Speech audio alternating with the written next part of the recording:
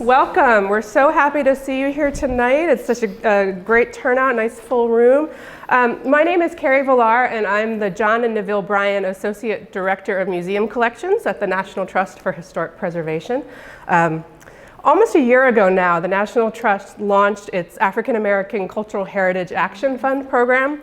We made the commitment to raise $25 million to uplift the overlooked contributions of African Americans and support direct action in three main areas: protecting threatened sites of historic importance, addressing critical funding gaps for the preservation of African American places, and help uncover the hidden stories of African Americans at historic sites across the nation.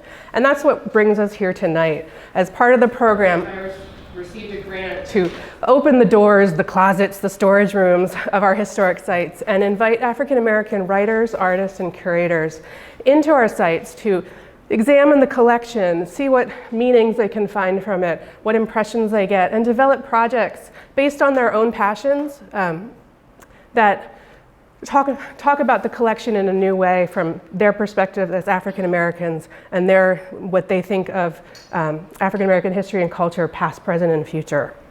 And so I'm thrilled to have gotten the chance to work with Monica on this project and get to know her. As anyone who knows Monica knows, her enthusiasm is infectious, and she has this skill of gathering people together. So what went from one person in Monica has become this event here tonight where we have gathered this terrific group of people to talk about issues all relating back to her initial visit to Woodlawn in Alexandria and her visit to President Lincoln's cottage. And what I loved about her first visit was she started making those connections between Woodlawn and Lincoln's cottage, which existed at the same time, but we never really talk about them as, they seem geographically distant, but they existed in the same region at the same time.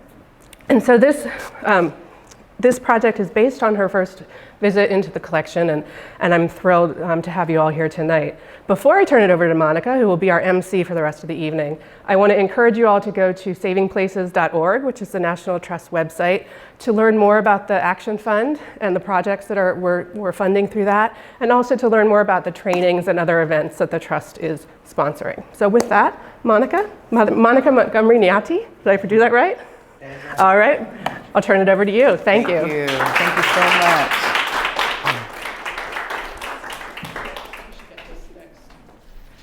I'm not sure. Good morning. Wait, no, good evening. Because I'm on a 24-hour timeline at all times. Hello, everyone, friends, colleagues, creative collaborators, strangers. We're friends now. It's really good to be here with you. Thank you for coming to For the Culture, the Pilgrimage Project. Before I start any of my speaking, I just want to start us and ground us with a quote that I think really exemplifies the essence of why we're here and what we can think about as we go through this journey together tonight. The Honorable Marcus Mosiah Garvey said, "A people without knowledge of their past, history, or origin and culture is like a tree without roots." We want you to get rooted tonight. We want you to think about the African American story and journey to freedom. We want you to think about how you intersect with stories of migration and movement and social justice. And we want to have a conversation. This is not a monologue. I'll be speaking, our creative collaborators will be speaking, but really this is about bringing you to an awareness of how you journey to the place that you're at and how you intersect with freedom struggles and freedom stories. Without further ado, I just want to give a grounding for the Pilgrimage Project, which we're here to launch tonight. So this is twofold. Tonight is the public program. Tonight is the grand kickoff, the grand vision, celebrating the Pilgrimage Project and the creative collaborators that make it possible. I don't want to go any further without thanking William Ellis and Kay Hickman, who are the artists and the subjects of the Pilgrimage Project. Let's give them a big round of applause. Right here. I'm proud to announce we're all Scorpios and our birthdays are coming up, so celebrate us in grand fashion. We take gifts and checks. I want to thank other creative collaborators and hosts in the room. I want to thank President Lincoln's Cottage. Let's give them a round of applause for being in this space.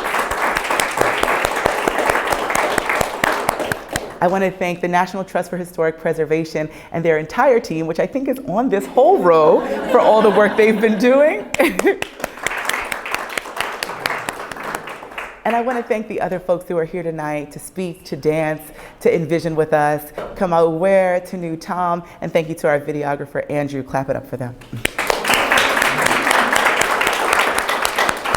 So now that everyone's been properly thanked, I do want to acknowledge, as I do with most speeches, that we are standing on Native land, and we want to honor the indigenous struggles and the indigenous people that inhabited this land. I didn't get a chance to do that research tonight, but I always just want to take a moment to honor who was here before us and have a moment of silence to ground us in that. Thank you for that.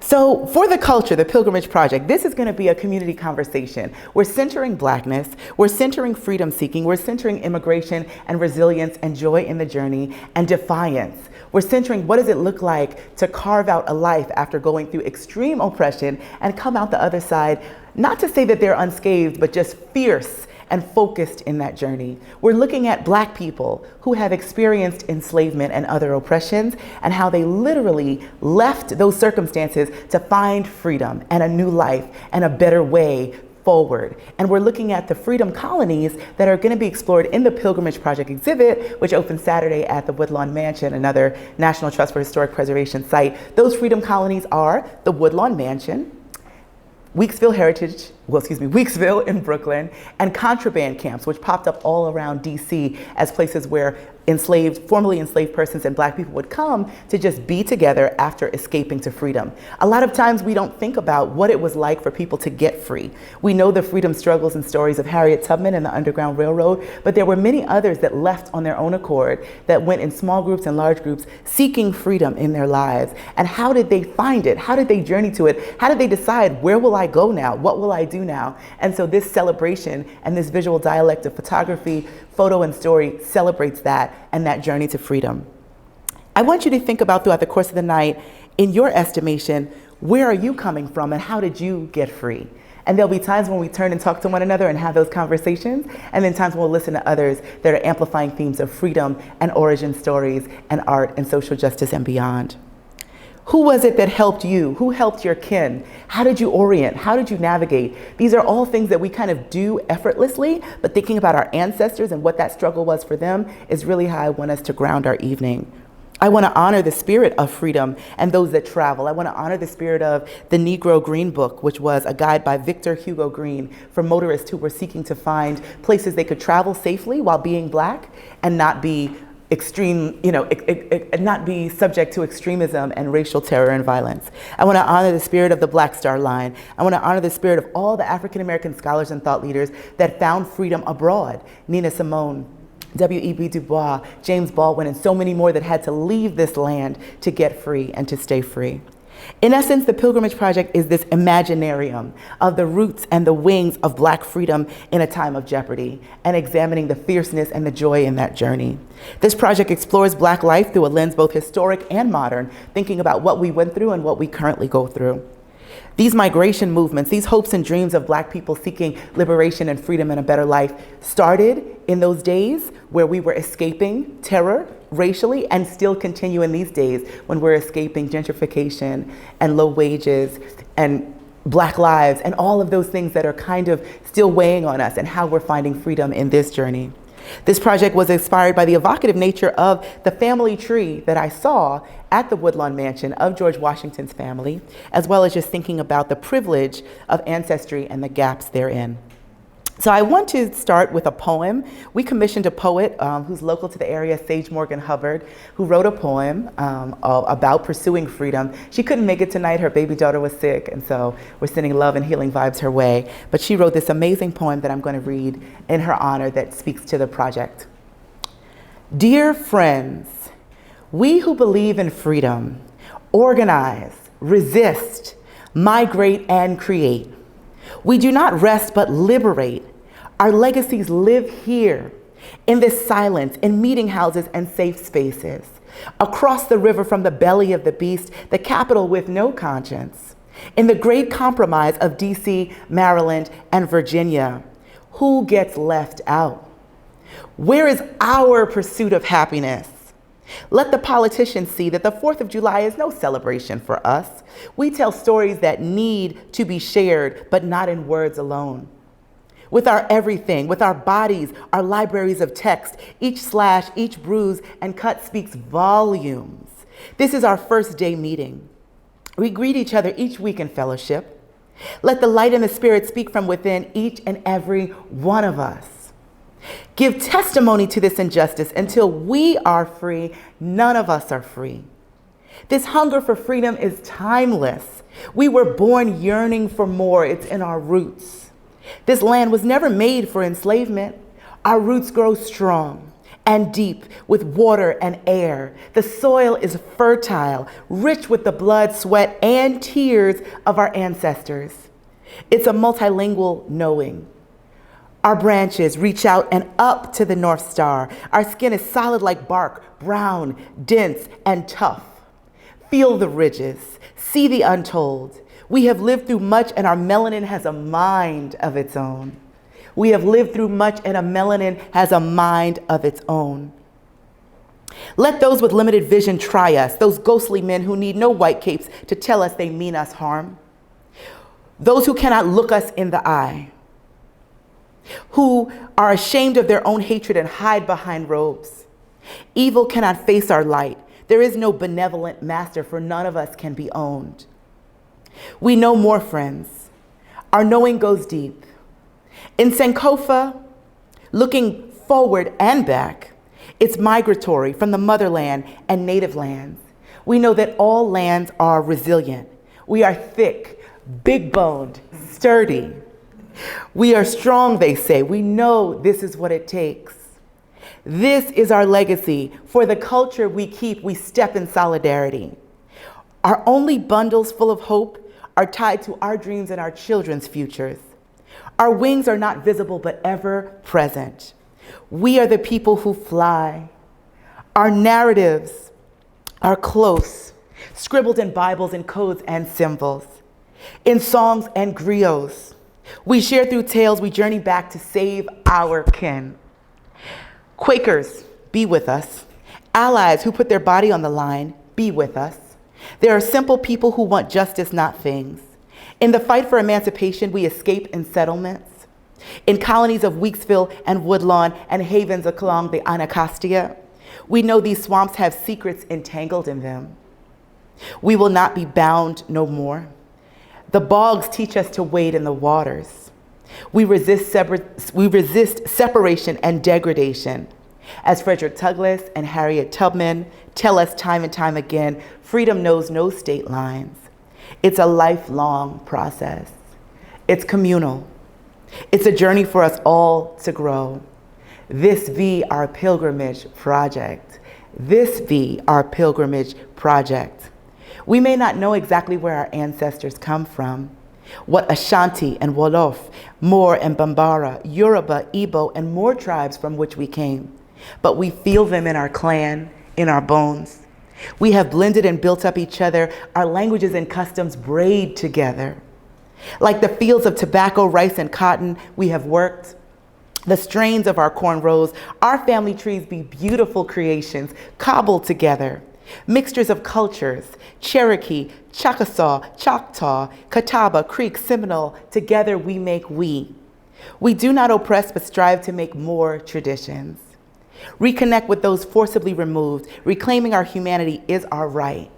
Our songs, our dances, and our drums, once denied, beat more fiercely.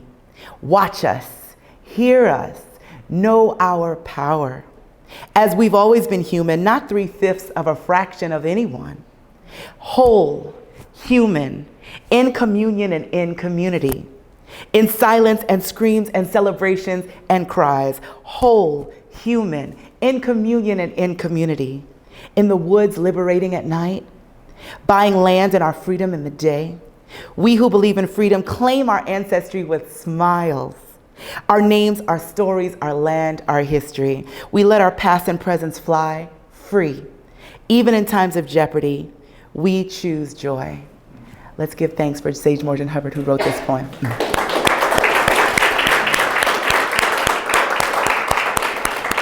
I'd love for you, I'm a former preschool teacher, so this is going to be in the preschool mode. Turn and talk to your neighbor. What did you think of that poetic piece, and how do you feel about pursuing freedom? Let's take 2 minutes and do that. As we really dive into this, there's a lot to talk about. History is never dead. It's alive. It speaks through us, and we continue making it. So please, whoever's next to you, whoever's across from you, if there's someone's shoes you admire, get in touch with them. There will be more talking. There will be more connecting. I hope that these strangers become future friends as we continue to dialogue about this subject. And thank you for that, for listening and your attentiveness and your meaning and intention in sharing with one another. I want to give a brief kind of curator's intro to the Pilgrimage Project. I first have to start by advocating for the organization that I started with much blood, sweat, and tears, the Museum of Impact.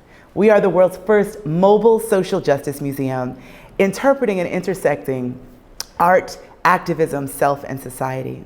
I do a lot of exhibits about art and activism, so much so that sometimes it keeps me up at night. I'm like crying and like following hashtags, and it's so much, right? It's so intense. When we look at the news today and the overwhelmingness of all that's happening, it's not easy to swallow. It's not easy to just numb ourselves and keep going.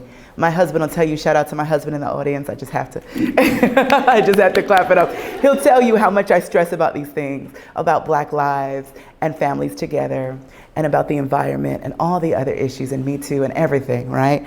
I really wanted to find creative collaborators that could help produce an exhibit about self and society as it was.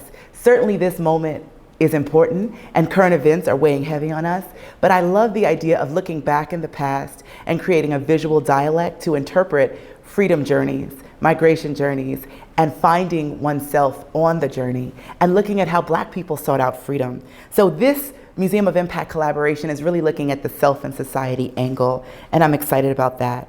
The Pilgrimage Project is looking at, the chains of bondage being broken by people finding emancipation, really fighting for freedom, really leaving when they're not necessarily being validated, and especially when they're being oppressed. Looking at people that were enslaved that said, you know what, I can't take it anymore. We out. Will and Kay can attest, this photography project that they started at has evolved into really just the spirit of like, nah, we out. And we're not gonna be cowering, we're not gonna be crying, we're not gonna be sniffling, we're not gonna be quiet, we're gonna be unapologetic in our emancipation seeking, in our liberation seeking. And I love that the visual dialect that they added to these images, which you'll see in this room, a taster of, and you'll see at the Woodlawn Mansion, really shines through. There is a fierceness in their faces that you feel. And this is how you want your ancestors to be portrayed, in this fierce, unapologetic fashion of saying, we are seeking freedom and we out. And I love that.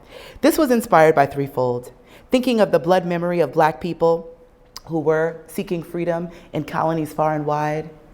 And with that, thinking of the privilege of family trees. What does it look like to have a family tree that's as long as this podium?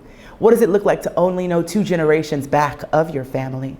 What does it look like to have gaps where there should be branches? What does it look like to even think, what are my ancestors thinking of my current actions? We're gonna explore all that and more tonight. The second tenet this was founded on is the bold moves and the fighting spirit of Black people voyaging on uncertain journeys toward freedom. This event, while we're happy to be here in President Lincoln's cottage, is not necessarily centering President Lincoln. Certainly the Emancipation Proclamation set things in motion that helped a lot of us get free, but it's looking at the agents who were moving through, who were enslaved and who were freed, and those that left before this legislation was passed, so that they found their own freedom on their own terms. So we're centering Blackness here. Thirdly, just the evocative, dynamic, powerful nature of the African diaspora. All of us throughout the diaspora in the Caribbean and South America and the North America, where people were shipped in enslaved chattel slavery through the transatlantic slave trade and dropped off and had to find ways to survive and be resilient. Looking at the comprehensive genealogical records that oftentimes white people have that Black people don't have, and how that plays together. Opening the archives, which I'm so excited that Carrie did, to let us see, here is what is known and here is what is unknown, and envisioning that unknown and exhuming those hidden histories, to use the word of Viola Davis. In this series, the viewer is treated to imagery that represents a stylized imagining of an escape in 4 parts, and you'll see this when you come to Woodlawn on Saturday. Fleeing, the initial decision to get out, to go away, to leave what was hurting us and go towards freedom. Traversing, understanding that there's a certain amount of arduous journey and wayfinding through forests and terrains known and unknown, the outdoorsmanship that it takes, staying under the radar while seeking freedom undetected. Camping, sometimes you have to rest. Sometimes you got to set up shop. Sometimes you have to sit and debate and think through, where is my next move? And so the camping that happened, people camping outside, creating spaces of comfort on that journey, belonging on that journey of seeking freedom, and the fleeting moments of peace and quiet in the midst of the escape. And lastly, settling, finding home, getting to the freedom colony or the space or the family they've lost or the place that has a bright new future, and realizing this is a place that will be set with the intention of dignity and safety in a collective. How Black people literally found home after escaping terrible conditions. I think that the subjects push back on this narrative of victimization. There is such an agency. Again, when you see these images and you come to Woodlawn on Saturday, you are going to see just this fierce joy in their faces, this determination in their faces. Yes, there are narratives of escaping slavery and having terrible things happen, but there are also narratives of success, narratives of determination, narratives that show we made it and here's how we got over. Whether we waded in the water or we snuck through forests or we went in plain sight as free Black people, presenting ourselves like that through the world, how did we make it? And this explores all of those themes. I definitely want to realize there's an urgent need for image creation where none exists. A lot of times with African American history, we know certain facts, but the images, the kind of primary source materials don't exist. It's all kind of secondary hearsay. So we're creating a new vision of what escaping and what journeying to freedom look like. And I'm, again, so thankful to Kay and Will for doing that work. I think in our archives and our historical vaults, we have to do better. We have to look at how to supplement what is missing with what current Black creatives are making. I think that the American hegemony is so pervasive that history is told by the victors, so oftentimes our history is written out. And no one knows and no one can figure out and no one wants to dive deeper. I want to thank Kamau for the work he does with Black Awesome Experience, diving deeper into the Black history and the struggles of freedom, and he's going to speak about that soon. There are many pilgrimage paths. We're all on a pilgrimage journey, but through them all, the chains of bondage are broken. So I thank you for your attention, for your energy for this project. I hope we see you Saturday at Woodlawn. That would be amazing. There'll be more cheese, which I'm personally excited about. And there'll be much more to discuss and discover and explore. I think that as we imagine how African diasporan people see themselves in a freedom journey, we want to center this place, President Lincoln's Cottage, and what happened in this room in particular as a site where the Emancipation Proclamation was authored. So without further ado, I'd like to welcome up Erin Carlston Mast, who is the CEO and President of President Lincoln's Cottage. Let's greet her as she comes.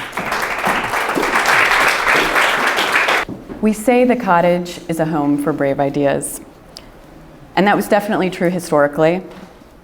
While living here, Lincoln made nation-changing decisions about the Union, about freedom, and the presidency, and as Monica said, most notably with the Emancipation Proclamation, which many say he created in this room. But he did not create it alone. Those ideas were not his alone. His willingness to let those ideas in and make them part of his decisions was essential. Those decisions required the will of others to make change, for people to make progress toward freedom. It's a long road, and we are still on it.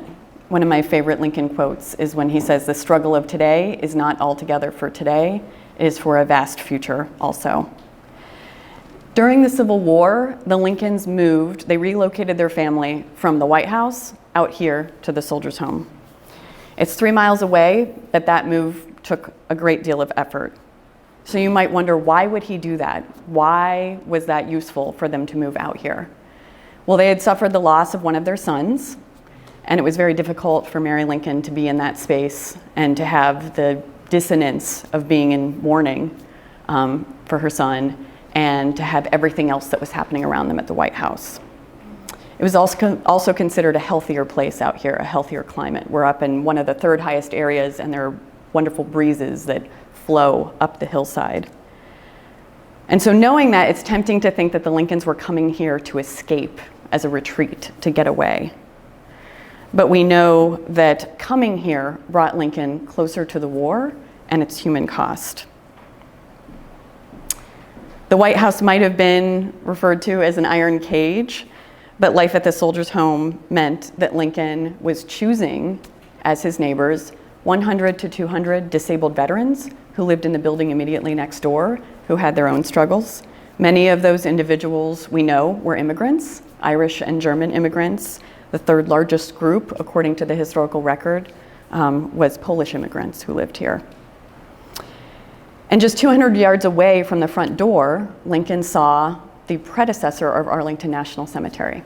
So the first summer Lincoln's living here, while he's working on the Emancipation Proclamation, over 1,000 soldiers are buried in plain view. And by virtue of living here, he's also forcing himself to be a commuter in Washington, D.C. So how many of you have a daily commute? Because some of you might be fortunate enough to work from home. How many of you think of your commute as a time for dialogue, for reflection, for inspiration? Hopefully a fair number of you. Lincoln's commute was all of those things. He was not rushing through it. We know from oral history and from the written record, from newspaper accounts, that he was stopping to talk to caravans of wounded soldiers who were coming into the city to the Civil War hospitals that had popped up all over. He was stopping in those contraband camps, those refugee camps where formerly enslaved men, women, and children had fled into the district after DC emancipation for their freedom. And all of that, while he does not say it, clearly had to have an impact on him, clearly had to have an influence on him. One of those people who lived in one of those camps was Mrs. Anna Harrison Chase. She was born on a plantation in Caroline County, Virginia, and she seized her freedom during the Civil War with the aid of the United States Army. She traveled by train from the nearby town of Fredericksburg, and she arrived in DC in 1862. In her 90s, which is how we know her story, she walked out here in December because she said she wanted to go to visit the place where she had long known Lincoln worked on the Emancipation Proclamation. And her home was near Logan Circle, for those of you familiar with the geography. So she's making that trek in her 90s in December. Her pilgrimage that winter day may have been difficult, but it was only one of many arduous journeys in her life. And I'm happy to say that thanks to an African American Cultural Heritage grant, we have been able to do much more research on Mrs. Chase, and we are looking forward to sharing all of our findings in the near future. Knowing how Lincoln was so influenced by all those people and what he accomplished here, many people are surprised that we have only been open to the public for 10 years. That this was not a place that was saved, that was open to the public before then. It was in continuous use by the Soldiers' Home, and most recently, before we began the restoration efforts, it was the public affairs offices. It was not that the people who lived here or worked here did not know its importance, but their purpose was to serve the veterans who lived here, not to operate a public museum. And as a result of that, though, we found that what happened is that by not making it open, by isolating it from the public, the stories of the people who influenced Lincoln and how that shapes our view of him and his policies faded away from popular memory. And we needed to borrow that phrase again, exhume that history so that we could acknowledge the holistic things that were happening that led Lincoln to those decisions, that they were not happening in a vacuum. This is also a home for brave ideas because of how we choose to use it today. That's on the daily conversations we have with our visitors. And just recently, there was a student who was on one of our tours, a second grader, I believe, who asked my colleague Joan, who's floating around here somewhere, how could Lincoln sleep? Oral history tells us this was his bedroom. How could Lincoln sleep knowing that slavery was happening? That's a second grader who understands how difficult, what empathy for someone to even show. And we know from the historical record that many nights he couldn't. We have those stories of him walking the cemetery, of him being outside, of him struggling like that, of people saying, out here, you look like you need a vacation, and him saying, it would do me no good. My thoughts for this country follow me wherever I go. We also continue to use this place as a home for brave ideas in many of our programs. Some of you might be familiar with our Students Opposing Slavery program, which acknowledges that slavery still exists in many forms today. And we use it as much as we can for things like this here tonight. And for Monica to be so enthusiastic about doing something like this here, we appreciate that and thank you very much. Brave ideas are in this room. The will to share and receive them is clearly in this room. And we know that the courage to take action lies in this room. We are so glad that you are here with us and you honor us by being here. Thank you. We're going to prepare for one of our featured speakers tonight, who is someone who's been a personal inspiration to me, someone who I've observed his journey at a distance and gotten to know him recently and just been so inspired by his fierceness, his grind, his pro-Black ethic, and the way that he's doing storytelling, art, and history in the world. I want to read the bio of Kamau Ware, who is a visual storyteller, artist, and historian based in New York. He is the founder of Black Gotham Experience and does immersive storytelling around the Black experience in New York, diving deeper, finding the hidden histories that you wouldn't normally see. His work's been featured in the New York Times, The Atlantic, Huffington Post, Hyperallergic, and more spaces.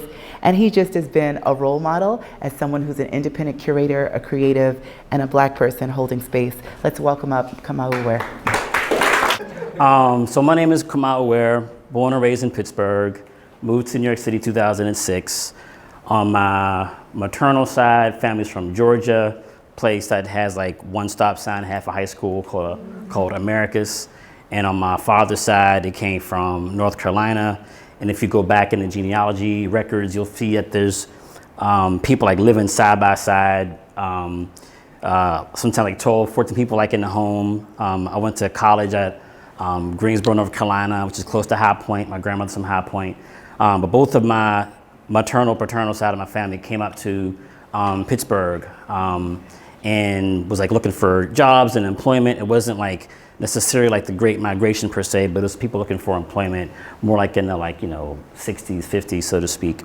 But I come to the work of analyzing and celebrating Black resilience and Black storytelling as a personal pursuit, but also I found it just particularly fascinating.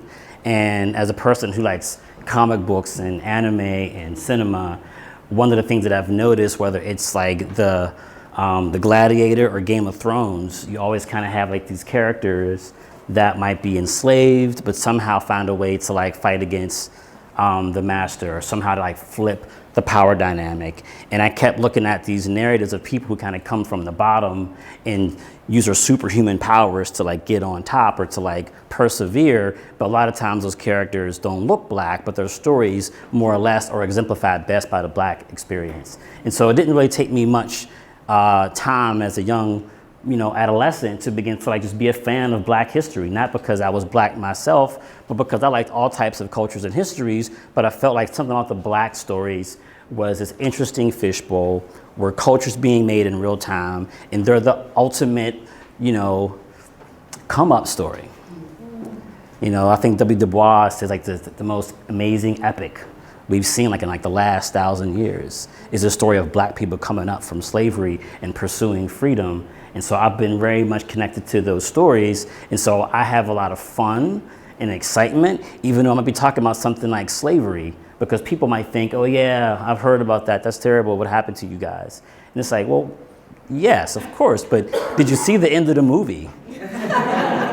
Where we found a way to create all these different amazing byproducts through the process of becoming not only citizens in this country, but also, pushing the idea of citizenship when there was no mention of citizenship. The whole idea that whether you're queer or you're a woman, but the first time you have someone challenge the Constitution and make sure there is some insertion in an amendment to recognize someone different than white men, it's the African diaspora that's responsible for that, with allies, of course. And so I think it's an amazing story. And so forgive me for smiling while we have a bit of a somber mood, because we're also digging into some very dark past, but there's nothing wrong with being dark in my opinion. I also want to acknowledge something that's a little bit funny, but like not hilarious, is that right now in New York City, something that Will and I have curated together called Nerdy Thursday is happening right now. It's from 6 o'clock to 10 o'clock. There's a walking tour happening at 7:30. And tonight's theme happens to be what, Will? You wanted to be there for tonight. Not politics, but art and Activism. activism. Exactly. Yeah, so one thing I like about the power of place is like feeling the presence of the history where you stand and being able to go like far and wide based upon where you stand and understanding the history, but also letting that propel you to other spaces. I find that when it comes to remembering, there's a very powerful global synchronicity where different things happen at different spaces. So you might be in a place like DC or New York or Georgia, but those stories that happen there can take you all over the world. And so tonight just happens to be one of those examples where right now we're having two different split screen situations where we're having history happening in New York and also here in DC. And in this particular image here is a photograph taken by Kay. And Kay is somebody who's done a lot of amazing work with Black Gotham Experience photographing our Nerdy Thursday events. Over here in the background is one of Will's paintings, one we collaborated on, and also how Monica and I also became working closer together because you also was a host for a Nerdy Thursday event. So just to like also acknowledge the contemporary power of like Black people working together and honoring how collaboration is one of those things that we have definitely learned over time is part of how you form resiliency that's going to last generations. And even though we have like a lot of like I, me, I always celebrate, and I'm glad to have powerful collaborators like Will, like Kay, and like Monica. So I stand before you to talk about Black Gotham Experience, but also there's a whole crew I don't have time to name that helps me do what I do. And so with that, I want to just move on a little pace. This is a commission that we got in New York City. And I first started out by doing walking tours. The first walking tour I ever gave was in 2010, and it was just called Black Gotham. And so just by, a little finger or a hand, is anybody familiar with Black Gotham Experience before you got here today? Okay, 1, 2, 3, 4, 5. Okay, awesome. 6. So Black Gotham Experience celebrates the impact of the African diaspora on New York City, first and foremost with walking tours, but also with visuals, because once I began to create these different walking tours, I noticed how much in a public square, this information is not visible. There's a lot of equestrian statues of white men on horses. There's sometimes gifts given to different mayors or governors of New York State or city that get put in very important places that actually have important history to New York, but it might have nothing to do with that particular like space. Like we have a statue of Stalin on Delancey Street. Why? It was a gift, right? And so I began to like say, well, wait a minute, we're like not seeing the people that I'm studying. And as I'm walking people through the streets of New York and talking about the history, people's minds get quote unquote blown. And I've gotten so comfortable with that phrase. It's like, well, our minds have to be blown. We have to blow our minds up because they're not properly constructed. We got to just tear them down and begin to rebuild. And one of the things that I was really excited to get a chance to do is work with the Lower Manhattan Cultural Council. If you're in New York, just to kind of give you some context, they do a lot of programming with artists and creatives in Lower Manhattan and also Governor's Island. And we got a chance to create these pieces that were in the financial district. And for about 6 months, it was like the largest public art piece that talked about the African diaspora in New York. And we only got a chance to collaborate. He did the design work, I did the photography and the writing, and there's a timeline on like a different street. And so once again, it impacts the public square, but also there's a collaboration that was very intentional from the very beginning of it. And so one of the ways that we're looking at telling the story in a visual way is Monica mentioned how artifacts are missing. And so I just want you to think a bit about something, and I don't know necessarily everybody's practices professionally, but sometimes when you try to address a problem, somehow like that problem can like almost penetrate your practice. And so you sometimes can like get inside a bubble where you're trying to critique something and challenge it, but somehow you become, that environment affects your work. Can anybody relate to that? It's a way that something kind of calls you to come be a part of the solution of that particular problem. But when you go into like that particular universal psychic corner, you somehow become a part of that system while you're working through it. And so I began to realize that Black people were just missing from the artifacts in a way that makes sense because the collection process and the memorialization process was inherently racist. And so why would Black people have a platform that shows the humanity and the resilience of a people that politically and academically, everybody in the country, not everybody, but the majority of those who had the power levers were like, we actually want to show Black people as not being human because right now we're making hella cotton money. And so we began to start thinking about this in a very critical way and look at the actual definition for artifacts. And if you ever get bored tonight, go ahead and Google it, or Merriam-Webster or whatever. An artifact is not determined by time. We all have artifacts on our persons right now, whether it's in your purse or your pocket, if it's mass produced and has some kind of ethnographic intrinsic value of representing the times that you live in, it's an artifact. And so if you actually look at the timeline of Black people and the duress that we've been under trying to maintain our history and make meaning of the world, it's been difficult for people to actually create those artifacts while also trying to be liberated.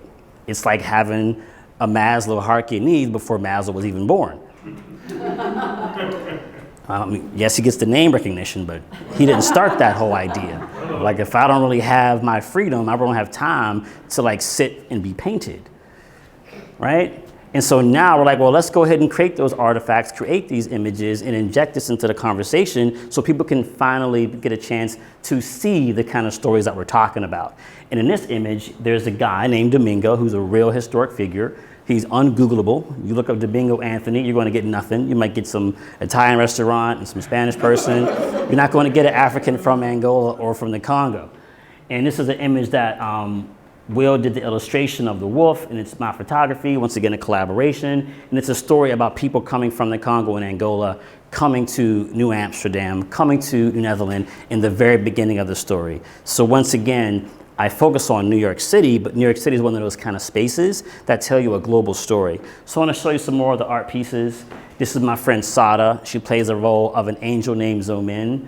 And one of the cool things about having people playing these characters is it becomes a bit of a yearbook for the times that we live in, only going to compound value as we move forward. And the camera is such an important piece of Black history, because like oral history and photography, it was one of the ways that we had a chance to have our stories told.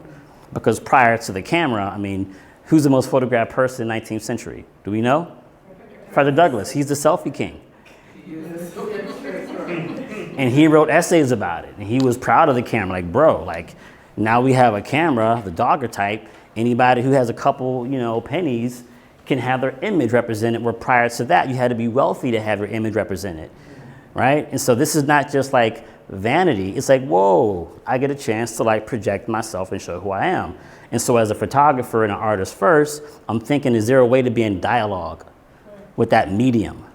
And how do we use photography and people as a way to have that continuity of this device in the Black diaspora to show what's been missing, but instead we use technology to rip away technology and make the images look like they're printed in the past, so that these particular artifacts of today are in discourse with those of the past. And so when you see those two things side by side, it doesn't give you a chance to suspend disbelief. Somehow psychically, it's oh yeah, we missed a spot. All these things are in dialogue. We're not going to do 4-color Captain America, T'Challa, glossy images, because that, nah, bro, that's not how it looked back in the day. And so we want to use a way to make those things make visceral sense. This is one of Will's solo pieces. I can't take no credit for this. Nice job, brother. And this might look like a beautiful image, but this is a slave ship.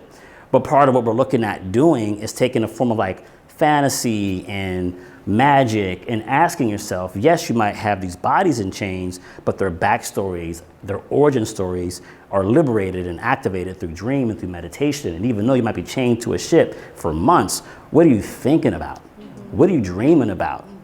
And that's where we have this ship kind of coasting on the ocean with the moon behind it, because even though your body's in chains, your soul is still yours and you're being tormented. But what are you thinking about if your backstory is rich and fantastic and has all these different details to it?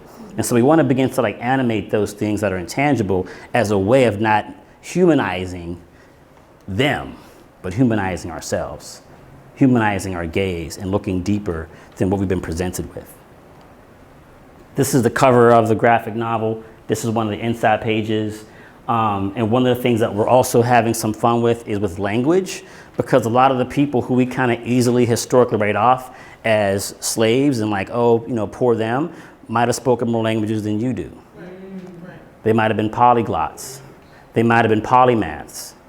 And if you actually like use some form of parody and look at the kind of skill sets that they may have had in their countries that they also brought over here to this particular hemisphere, they might be somewhere on the level of like a web developer or graphic designer. And so I think it's problematic when historians just like assign everybody black in the past as a slave without looking at the condition of enslavement. Even if you have a slave ship, if that person's coming from the Angola or the Congo in this particular time in history, more than likely they were not slaves or enslaved where they were, but were probably captured or kidnapped or some kind of parlay or some deal brokered to put them on these Portuguese man of war. And while they're in transit, they're just kind of like kidnapped, headed to places like Rio de Janeiro to continue to resist slavery, whether it's through capoeira or, you know, becoming a maroon, running away. And so we want to find ways to like show that the people that we often just write off as, oh yeah, they were slaves. Yes, but they were also polyglots, polymaths with all this backstory you don't really know. And part of the way we've done this without revealing too many secrets, so don't take notes on this part. Looking around, don't appropriate what we're doing. We start with photography once again, but we want to make the photography look like it was printed in the past. And so we use an ancient Negro secret to make it have these lines. You know what I'm saying? So now, it's like magic. This photograph of my friend from LA looks like she could have been printed in the 1600s. Simple. Let's get off of this slide fast. So, anybody here like going on walking tours? Anybody? Anybody been to a walking tour in a different country? All right. So can anybody, you know, I'm here to share my 30 minutes. Can anybody talk about the difference between going on a walking tour abroad versus doing one where you live? Like, how would you compare those two things? Anybody want to be a part of this conversation with me? You can take some time to think about it too. I would say more wonder is outside of familiarity. Yeah, there's more wonder when you're somewhere else, right? And what happens when you're here? You said it's more familiar? Right. Anybody else want to add to that? Yeah, when you're here, you're looking for, I'm looking to make a personal connection, and there, like, you're thinking, oh my gosh, this was in 1500, and we weren't, you know, like, Right. or you just have, you're sort of wonder. Right. I love that word, yeah. Yes, Will. I find that when it's familiar, I'm more likely to challenge. Uh-huh. You know, like, are you sure about that? Or like, versus where I'm somebody else who's like, teach me. Right. Right. I can see you doing that. I feel like when it's familiar, there's also more room for surprise, though, because you're like, oh, well, I know this. Right. And then someone brings something new, and you're like, but if you're not going to challenge. Right. And you're like, oh, really? Whereas somewhere else, I'm like, this is all new to me, so just. Right. It almost can't be as much of a surprise because you don't have the same level of familiarity. Right. Right. No, I associate myself with all these comments. My hair's a little shorter here. But I love walking, like literally love it. Like, I remember like my therapist didn't know that I did walking tours, and like, like 4 sessions in, and she's like, you know, Kamal, walking is what's been protecting you all these years. I was like, what do you mean? She goes, it sounds like every time you have a piece of trauma in your life, you go for a walk. And I was like, interesting. And then I began to look at the way I wrote my walking tours. And I began to realize I give people the most complicated piece of information. And then we say, all right, we're going to go for a walk now. Because there's something, she used some kind of word I don't know what the hell she said. It was a long word. But it's something about your left brain and your right brain being activated at the same time that helps you process things that are complicated. Y'all know that word? Excellent. Synergy? It was longer than that, but that's good. Way more so. It was good. It did. But there's, what would you say? Neuroplasticity? No, that's my other friend's word, but that's still a good one. We're all going to be on Google today. They're not sponsoring me, by the way. It's just, it happens. But I think that the point that I'm getting at is, like, there's a level like, like reverence and appreciation for being in the same space where the Emancipation Proclamation was written, but it's also this thing about being outside when there are no doors or there is no ceiling. It's just like you and the universe. And there's something about just like walking and pushing through spaces that's very spiritual and very meaningful. And in New York City, a place that has been completely like, redefined with capitalism, and you have this uneven built environment where you might walk around and have no idea that like 400 years ago, that was a black farm. No idea. And so what I think part of what's become the secret sauce of Black Gotham, which is our walking tours, is not just, hey, they're walking tours. It's because somehow the erasing of erasure gives people that sense of like, whoa, familiar and wonder and challenge, but okay. Because that is one way you can like use some like, creative judo and take the racism that exists, that changed the landscape and tells one side of the story to make everybody wonder, why didn't I know that? You follow? Let's see if that happens with us today. A why didn't I know that moment. You've seen the painting before? Yeah? You might all know this one. This is too easy. I'm not going to ask you guys this question. But I've shown this painting many times. That, oh yeah, could you find the black person or the woman in the boat? People say, there's a black person in that boat? There's a woman in that boat? And it's like, yeah. Have you all found it before? No? You need some help? Yeah. Okay. There's a woman right here. And there's a black person right here. And this was commissioned after the revolution, mid-19th century, because they wanted to show that the American Revolution was not solely for people like General Washington, but kind of have a little more of a diverse image of crossing the Delaware. And so this is propaganda, but it's an old painting, it's an artifact, but in the moment it was made, it had some very, serious intention. Has anybody heard about the 1741 New York conspiracy? Okay, this happened in the exact same place where once General Washington becomes president, he's going to take his oath of office in the same courtroom that was once used to bring mostly enslaved Africans of New York City and some poor Irish and a handful of poor English to become these defendants against King George the Second, who is the grandfather of King George III, who is going to have to deal with this American Revolution. But about 30 years before this particular war ever pops off, there is a group of enslaved Africans in New York that are willing to risk their lives to arm themselves and fight against the British to make their Irish friend the king and this enslaved African Caesar the governor of New York. This happens on Wall Street, in the exact same place where the Bill of Rights was drafted and signed back when that was our capital of our country.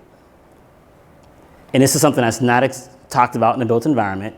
It's not inside the actual building. They skipped 2 decades on their timeline, but it's relevant to consider that before we ever had an American Revolution fighting for the rights of, at the time, white men to have more freedom against the British, an entire generation before, and some people were alive for both incidents. This is not like a century. This is like a grandfather is king, grandson is king. Some of the same people that are alive that were jurists for this incident are going to be alive witnessing the beginning of the American Revolution. And one of the reasons why this is something we might not know about is because the people that were arming themselves to fight the British don't look like Patrick Henry. Only reason why. Well, maybe 2 reasons why. The other reason why is because people that we would identify as white were also a part of this rebellion. Because at that point in time, 1730s, anybody in here Irish? Nobody? A little taste of Irish, a little bit? Okay, well call on your ancestors for me, okay? Go dig deep. Okay? If your ancestors in the 1730s met my ancestors in 1730s walking down Broadway, they're more likely to be friends than either one of us would be, or our ancestors, with the governor of New York. Your people's not going to say, oh yeah, we're both white, we're buddies, and you're black, so I can't be your friend. It's more like, yo, we hate these English people, bro. Like, Stole your country, stole my body. You drinking tonight? Let's go get some rum. I hate them. So this is a natural connection. And part of what also happens after this particular court case is you begin to create more white privilege in New York because people that are British are like, wait a minute, we're fighting the Spanish and black people were rebelling. We can't have the Irish and the blacks become like friends. How do we find a way to make distance between blacks and whites or poor Europeans and people that are enslaved? And what they came up with still works today, different talk. So this is New Amsterdam.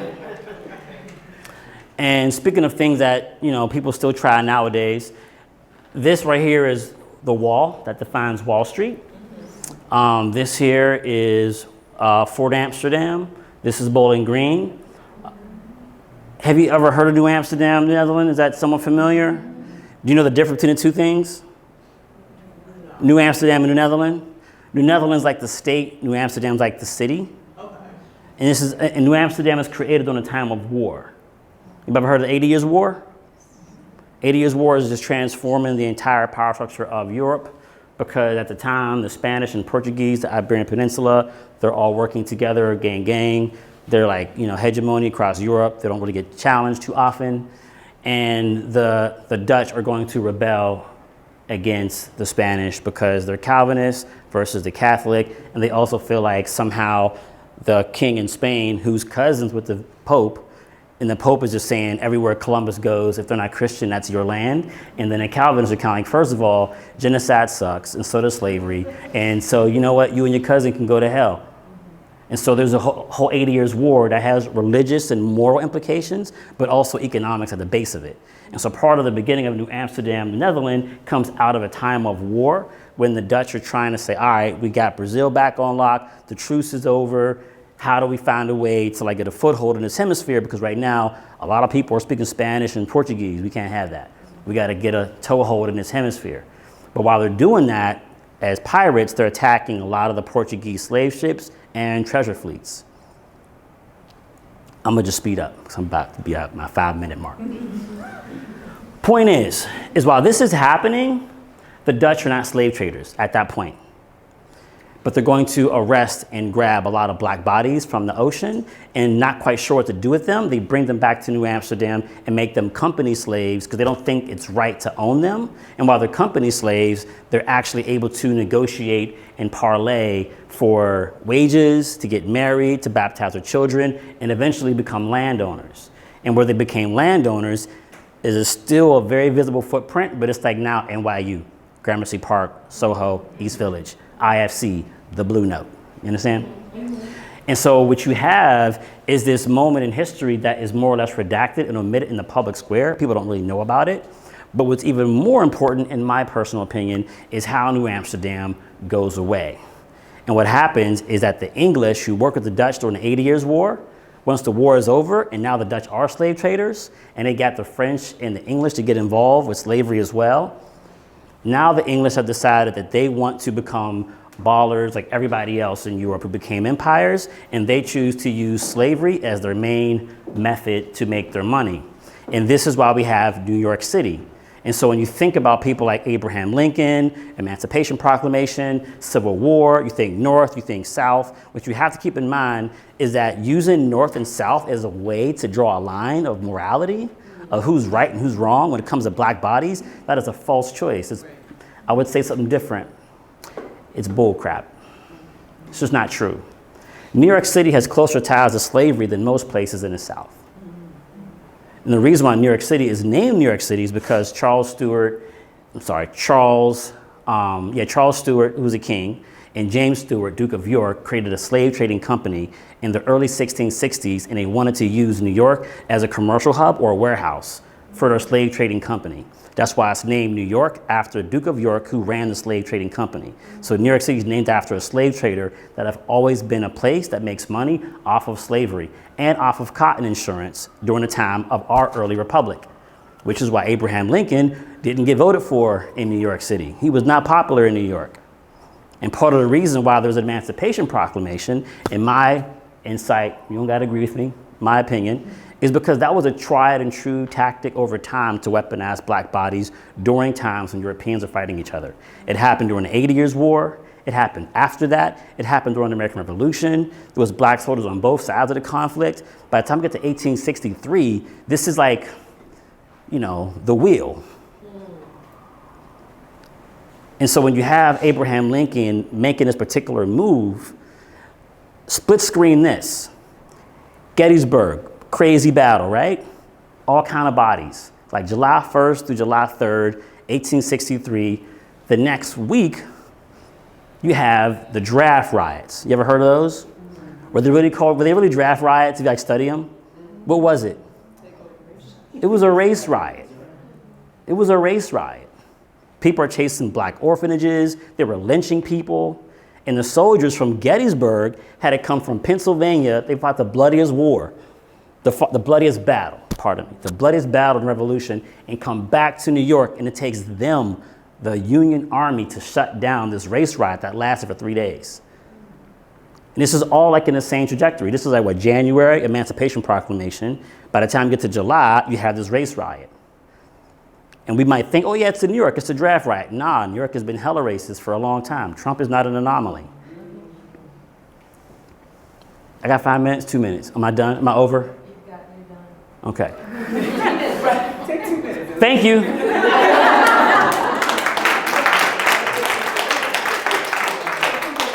Finish your statement. What happened? Finish your statement. Okay. So, my point, I mean, I'll stay on this slide. I won't go no further. I'll do that. My point is this.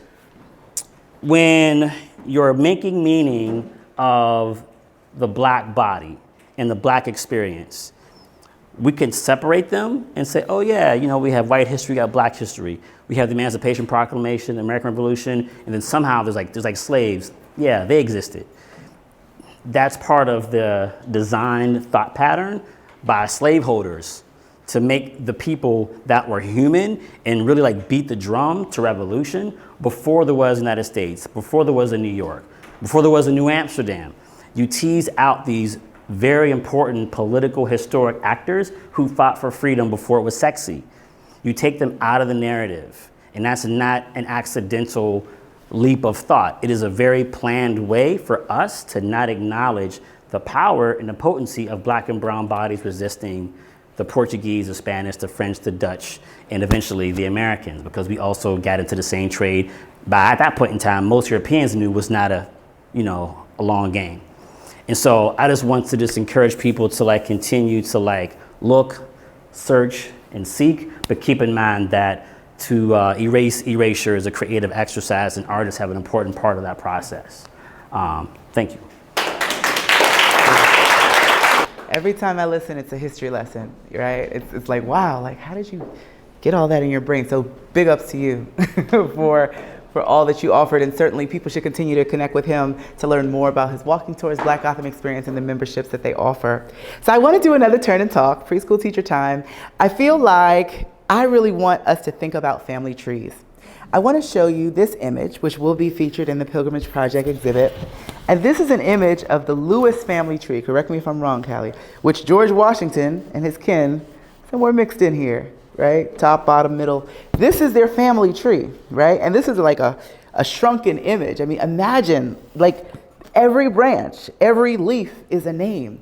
I don't even know what I would do if I had that kind of knowledge of my family and how they intersected and what they did and what they stood for. Like, this is so much power right here. And I want us to really think about the nature of family trees, right? This was opened from the archives courtesy of National Trust for Historic Preservation. Many of us don't have this many layers that we are aware of in our family trees, but I'd love for us to turn and talk to our neighbor about your family and its tree. Talk to your neighbor about how many generations in your family do you know, and do you think you're doing your ancestors justice? How many generations in your family are you aware of, and do you think you're doing your ancestors justice? Let's take 10 minutes for that. Go for it. I really love how these questions are getting us going. Are we our ancestors' wildest dreams? Are they shaking their head? I don't know. More to talk about, but I think that when we look at family trees from the archives like the ones here, it makes us wonder how many years back can we trace and how many untraceable years are there. There's still brilliant things were happening. So without further ado, I really want to welcome up the two artists that are the reason we're gathered tonight, who have made this incredible work and have made me the proudest curator ever. I'd like to welcome up creative, DJ, experienced designer, gosh, there's so many titles, William Ellis, and photographer, creative, bon vivant, Carisha Hickman. Come on up and tell us about the Pilgrimage Project. So again, I'm William Ellis, this is Kay Hickman. We're the artists for this project. I'm a part of a lot of things. I'm part of Black Gotham. Also, this is super exciting because I'm here with all of my creative partners. I'm here with Kamal Aware, who's like not only like my creative partner, but almost like damn near my brother at this point. For the last few years, we've been working pretty close. Love working with him. Kay's my creative partner. She's the photographer, and I do the work. And then Monica's also my creative partner. She curates a lot of beautiful things that I'm involved in. I'm just so excited, and I guess you guys are now my creative partners as well. So, thank you. So I'm part of Black Gotham, but I also founded a small organization called People of the Sun. We focus primarily on using art and media to empower communities, primarily people of color communities. So we'll rock with that. This is the Pilgrimage Project. We'll run through. So who are we? So I'm Goodwill. That's my stage name. And like the name implies, what this picture implies, I'm pretty kind of generous and like a good-natured person, so that's how I chose that name. I am a designer, an illustrator, a creative director with a long history of digital marketing and those sort of things. Here's some of the work that I do. I like a lot of pen work. I like to do a lot of splatters and just kind of like capturing the energy and the emotion that's inside of me and putting it on paper. So I do some black and white stuff. I also do some color stuff. This is a good friend of mine who passed away. Did some work for him. Did Gregory. I also, thanks for stealing my slides, Kamal. So we just zip past this. As Kamal mentioned, we're both working on a graphic novel. It's pretty epic. I'm in love with it. It's like a passion project. Quick story. Sorry, I dip in and out. Right? Passionate Scorpio. So I think, who was it? I think it was you who asked me what did I want to do when I was 8 years old. And I said I wanted to be a comic book artist. Right? I had attention deficit disorder. And I would sit in school and I could never do one thing at a time. And so while the teacher was talking, I had to do something with my hands or I would just like fade away. And so I would just like doodle and sketch. And guess what I doodled and sketched? Comic book stuff, right? And so this young lady walked over to me and said, wow, you draw pretty good. You should be a comic book artist. And from then I was like, I'm gonna be a comic book artist, right? But then my father, who's from the Caribbean, told me that, you know what? Comic book artists and artists in general don't make money. So you need to find something else to do. Right? So I ended up being a web designer and other things, but then met Kamal, who brought me back to my original purpose and plan of creating graphic novels and comic books, but now with higher purpose, because I'm talking about my ancestors. So things are kind of cosmic and, you know, everything's in divine order, right? Kamal also stole my slide again. Thanks, Kamal. Best friend of mine. This is Kay. I'll click for you. Okay.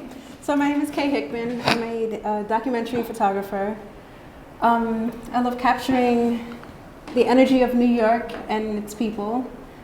I take a lot of street portraits, environmental portraits, and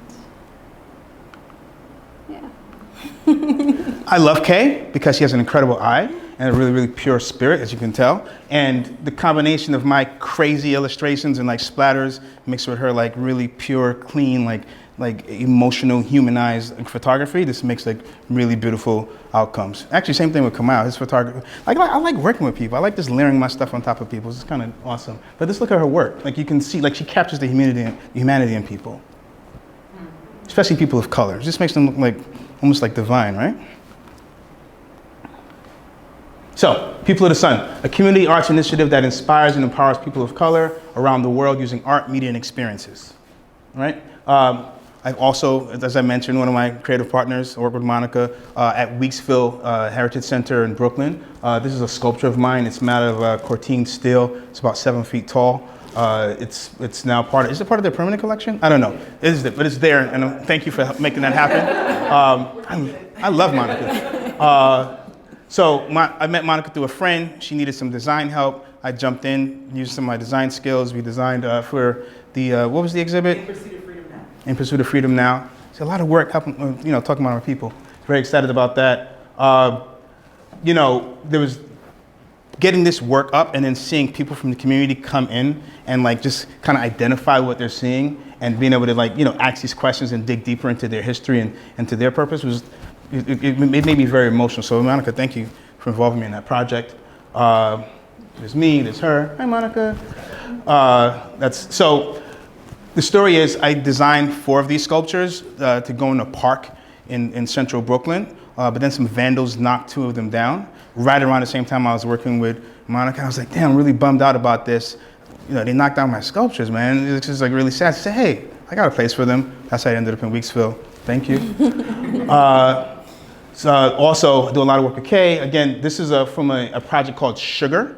And similar to some of the other work we're doing, layering photography with illustration. So Sugar is about telling the narrative with Caribbean women, how our stereotypes and our perceptions of them relate to slavery and just the history and how that kind of comes up. So these are all Caribbean women who were photographed and then stylized. You can't really see it in here, but like their clothing outside of my splatters and my illustrations is also woven in with slave charters from slave ships that had all the names of all the different slaves who were the ships, and I just kind of worked that in, just kind of bring the history forward. So we do a lot of work like that. We also just do stuff that's just beautiful, just taking like people of color and putting them in like this really regal and just really presenting them like the beauty that they are. Really stunning photography, really stunning graphics, just something to catch your eye and bring you deeper in. I also do programming and curation. This is at the Schomburg Center for Research and Culture. This is with their Junior Scholars Program. What I did is I got a couple of my friends. This is DJ MoMA. He's one of the hottest DJs probably in the world now. This is my good friend Sheena Rose, or at least, yes, she's an artist, international artist. This is my friend Julito, who's an actor, who's on The Wire. And what we did was we wanted to show how you can take art and turn it into activism, right? And so while Julito read a letter from Baldwin, Sheena interpreted it with her designs. This is Junior Scholars, they're all kids. And so what we wanted to do is we had DJ MoMA spin like the hottest trap songs at the time. So imagine like Baldwin, like reading Baldwin to trap music while someone's interpreting it visually, right? That's what we did with the kids, right? That's the type of work we're doing, right? And you can see the kids are elated. They're like, what the hell is this? Right? This is history, we love it. So yeah, okay, so cool. So what is the Pilgrimage Project and why are we doing it? So I love art. I've always loved art. Okay, let's take a step back. I weave in and out. So my mother came from the Caribbean, brilliant, right? She was a seamstress. She was a cook, a baker. She just had a great creative spirit, but unfortunately didn't have a high school education. So when she came here, there wasn't a lot she can do, so she ended up cleaning up white people's houses, right? But also couldn't afford to get a babysitter, so she would take me a lot of times on these jobs of hers, right? So one of the homes that she was cleaning was this loft apartment on Park Avenue, right? Where these people were rich enough to have the entire floor, right? And on the walls of this loft apartment were original pieces of art, including Andy Warhol. So me, this little black boy from like the middle of Bed-Stuy, Brooklyn, my first experience with like high art, or I guess what would be accepted as commercially high art, was watching my mother clean someone's home, right? Kind of like freaked me out, and it gave me this interesting relationship with art, right? And so from that point on, I was very critical of art, and I kind of looked at it and like kind of looked for the deeper meaning in it. And so when I see pieces like this, especially at this age, I think about the way that people represent their ancestors, right? I think about history. I think about the conditions of certain times. I think about war, right? Now, everybody knows that during war, it's a very bloody thing. It's a very terrible thing. People are getting cut up. People are getting stabbed. It's not pretty, right? But this is a really pretty painting, all right? You think about times when there wasn't a lot of, you think about hygiene, right? You think about the way that people lived, right? Probably wasn't, people didn't have teeth back then. People had wooden teeth because you just didn't have hygiene. People's teeth were falling out. But the way that they're depicted is really beautiful and pristine, right? There's something important about presenting your ancestors in the highest esteem because it's aspirational, right? I don't want my children to aspire to nothing. I want them to aspire to greatness. And so I'm going to present my ancestors and my lineage in that way, right? Same thing. It's an old guy. Probably was skinny, probably was sickly, but forever he'll be represented in a very muscular, fit way, right? This is how my ancestors are represented in popular history right now when we talk about slavery, right? They look like they're meek. They look like they're hungry. They look like they're abused. They look like they're tattered, right? All their faces are depressed and sad. Like, as Kamal mentioned, this is a dark time, right? And I'm not trying to take away from the darkness of that time, but what do my children have to aspire to if this is all they have to look at, right? Same thing here, right? Same thing here. Same thing here. And as valid as that is, and those are our ancestors, these are also my ancestors, right? Around the same time, like post-slavery, right? Obama's for slavery, but like, look how this brother's clean. I mean, look at his hat. I mean, he's presented sharp. Same thing with this brother. Look at these people. These people had class, they had style. And I was just talking to the sister about it over there. It's that, yes, these were dark times. These were horrible times. And what we want to do with the art is change the narrative and change the way we look at things, right? What does it take for a human being to go through such terrible times, such arduous, times in history, and not only keep going, right? But to keep going and end up looking like this, right? There's a lot of strength of character there, right? There's a lot of resilience. There's a lot of personality. There's a lot of personal power. Hell, I'm into, I'm working on a graphic novel with Kamal. I'm into comic books, all right? Captain America, all these kind of things. Great stories of human character. There's no greater epic. There's no greater story than this right here, right? Than our people and the stuff they went through to keep going and to be where they're at right now. And for me to be here and to be able to look back at them. And so this is what we wanted to represent with our art. And so the reason I'm going through all this is because I want to set up kind of the mindset and the philosophy that we had as we're creating these images that you're about to look at. Sharp, again, beautiful, right? So, the Pilgrimage Project, an exhibit that uses art and media to explore and reshape the narrative on Black migration and freedom seeking through a lens of visual expression.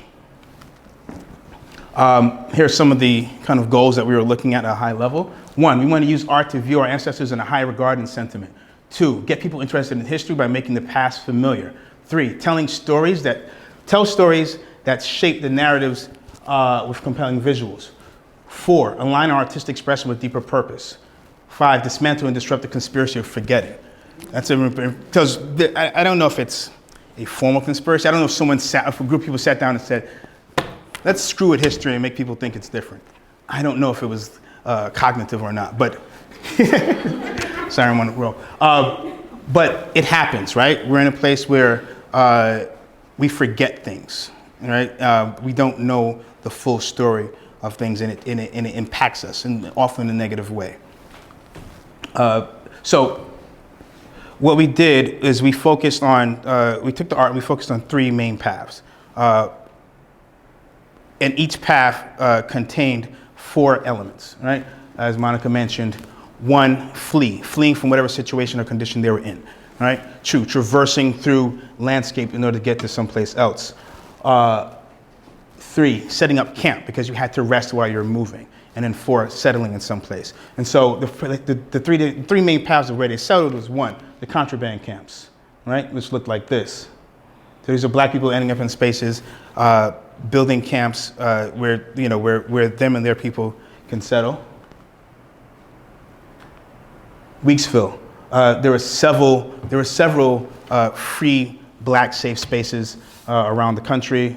We focused on the one that's in Brooklyn, my home, dear to me. But these people came here, they established real estate, they established literature, they set up their own financial and economic system. It's almost like Black Wall Street in Brooklyn, right?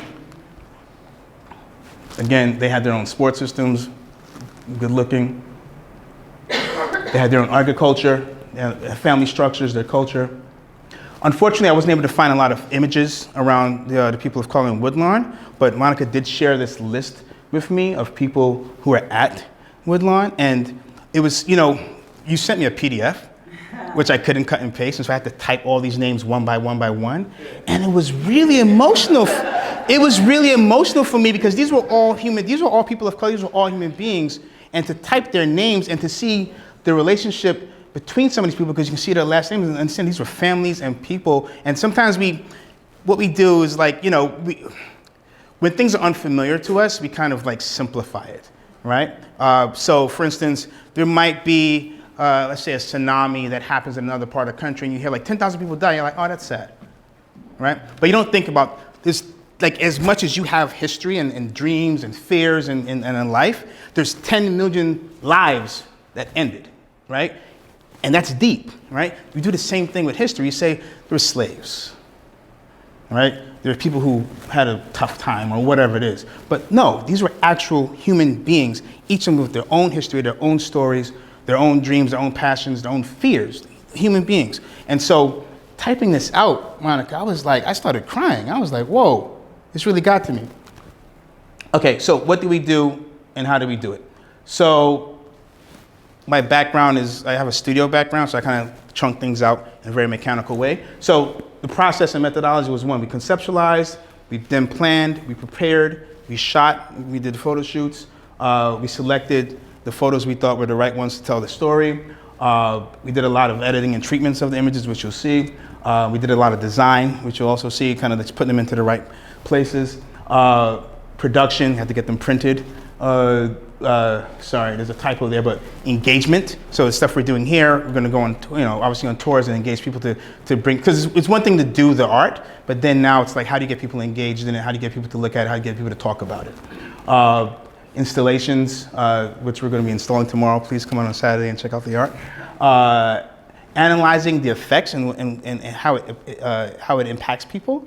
Right, so that when we do things in the future, we know how to kind of reshape it and tell those stories better than we did before. And then proliferate, right? How do we take what we did and now spread it to different places and different institutions so more people can hear the story? So this went everywhere from graphic design, designing the logos and doing logo treatments and identity treatments for the project, to creating the paths, right? Each path has a title card that explains kind of what it is and where it's at. Going down the path, as we mentioned, fleeing, traversing, camping, settling. There's 3 paths. Each one is color coded, and also each one is treated slightly different in terms of the color, so you can notice like there's a different thing going on. Whereas this one have like a little more yellows and some greens, in a duotone versus the other ones. All the social media and marketing collateral to get you guys here. Thanks for being here.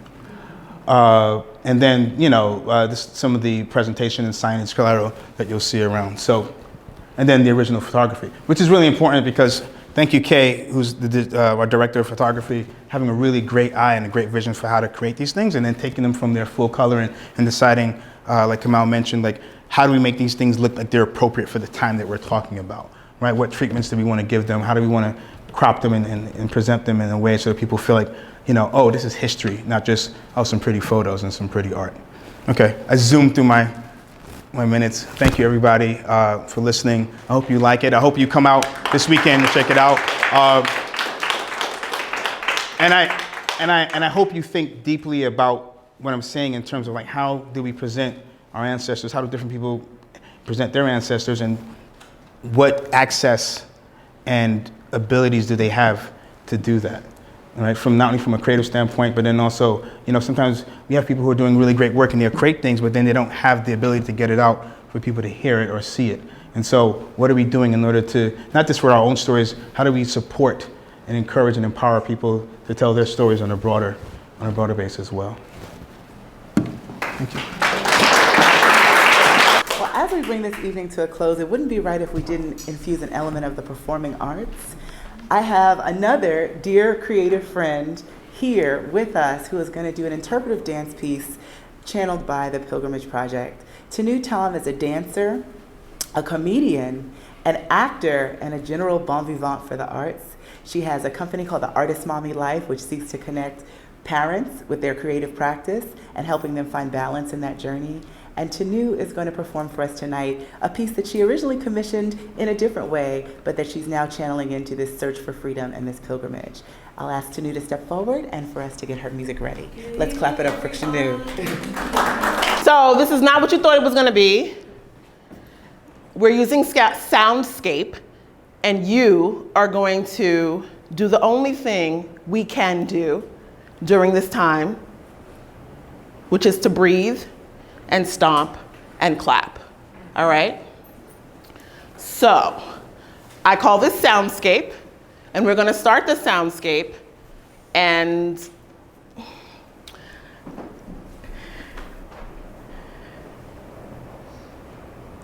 the breath is important because no matter if we're conscious of our breath or not, it is our main power. You can not eat for days. You cannot not breathe for 5 minutes, right? And so this moment is very special because we've all decided to be here, and we've all decided to do this work, and we've all decided this is some bull. So let's breathe together and let's support each other in that. It's not gonna be easy. So that's when you lean to your neighbor and say, you breathing? I'm breathing. No talking, but that eye contact, that energy, let's just share it, right? So the soundscape and the rhythm of the breath, stomping and clapping, we'll get to after I tell you why the clap is important. So we know why the breath is important. Gotta do it. The clap is important because it represents encouragement. It says, I'm here. It says, I see and know that you are here, right? This is the importance of the clap. When you like something, oh, yes, very nice, right? And so our stomp is important because this is our everyday walk. I just made it to the bathroom to brush my teeth. Or I'm headed to the train station, right? Or God damn it, I'm tired, it's time for bed, right? These feet are made for walking, and this walking is a powerful thing.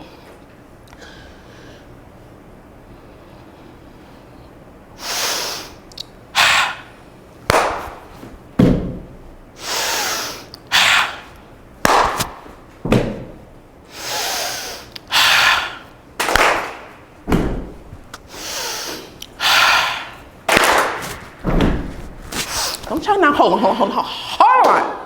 Have mercy on Lord's dancer.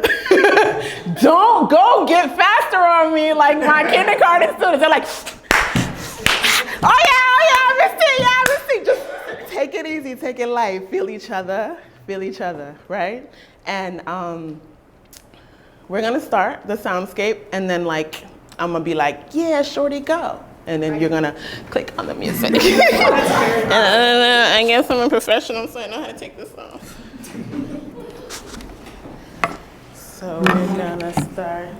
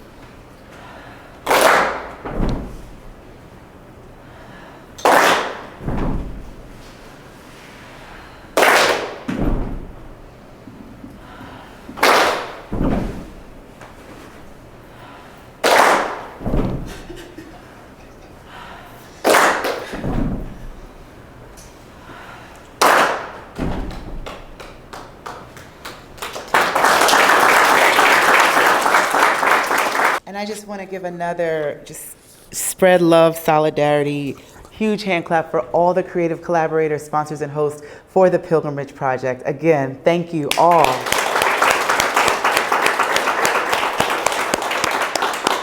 So again, my name is Monica Octavia Montgomery Niati. I am the curator of the Pilgrimage Project in concert with all of you.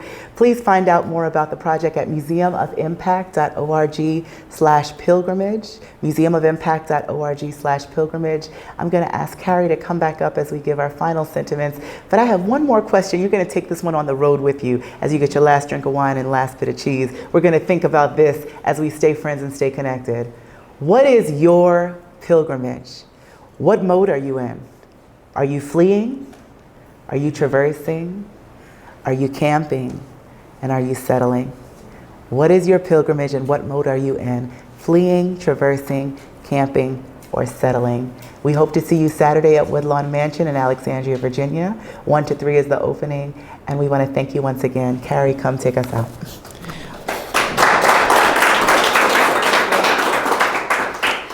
So I'll make this quick. I just want to thank the funders for the Action Fund that made this whole project possible.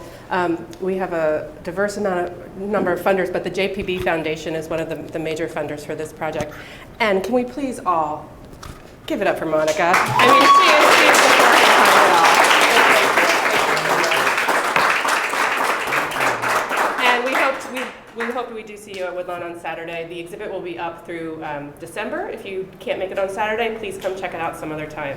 And thank you all for coming tonight. We really appreciate it.